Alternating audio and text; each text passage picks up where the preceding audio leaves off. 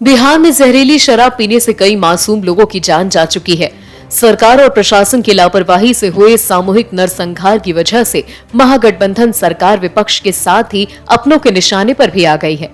एक तरफ नीतीश सरकार की कथित सुशासन वाली सरकार पर बीजेपी हमलावर है, तो वहीं दूसरी ओर महागठबंधन के सहयोगी सीपीआई भी सरकार के खिलाफ प्रदर्शन कर चुकी है।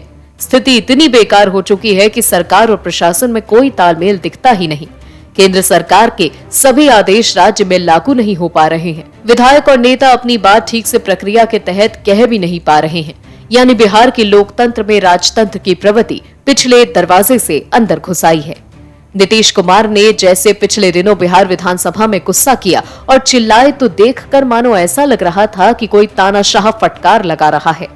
तो क्या बिहार में सरकारी तंत्र और सरकार अब काम करने में सक्षम नहीं रह गई? क्या नीतीश कुमार तानाशाह हो गए हैं? क्या बिहार में अब समय आ गया है कि राष्ट्रपति शासन लगे? और किसने कह दिया बिहार के मुख्यमंत्री को तानाशाह? चलिए आपको विस्तार से बताते हैं।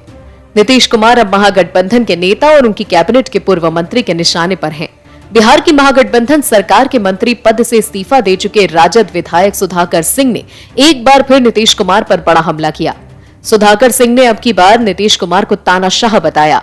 उन्होंने कहा कि नीतीश कुमार अपने आगे किसी को कुछ नहीं समझते। अपने अहंकार में विधानमंडल के सत्र को 1/3 तक सीमित कर दिया।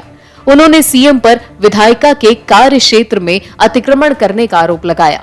एक चैनल से बातचीत में सुधाकर सिंह ने कहा कि सरकार से इस्तीफा देने के बाद वो विधायिका के सदस्य हैं। उनकी पहली ड्यूटी यह है कि बिहार की 13 करोड़ जनता के सवालों को विधायिका के माध्यम से सरकार के सामने रखें। लेकिन कई सालों से सत्र का आकार छोटा हो रहा है। जो सत्र 90 दिन तक चलना चाहिए वो 1/3 पर सिमट कर 30 दिन रह गया है। उसमें भी 80 से 90% सत्र का आवंटन सरकारी कार्य के लिए हो जाता है। परिस्थिति इतनी विषम हो गई है कि जनता के सवालों के लिए सदन में वाजिब स्पेस नहीं मिलता। पूर्व कृषि मंत्री ने कहा कि कानूनन विधायिका सर्वोच्च संस्था है, फिर भी यह ठीक से काम नहीं कर रही।